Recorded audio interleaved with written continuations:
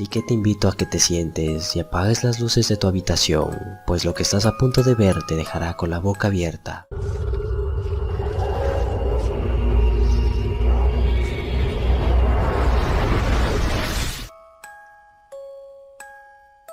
El joven que ves en el video a menudo solo presencia situaciones extrañas mientras dormía. La mayoría de veces no se daba cuenta de lo que pasaba a su alrededor, ya que estaba plenamente dormido. Instaló una de las ya conocidas cámaras de vigilancia hasta que una noche logró captar lo que verás en este video.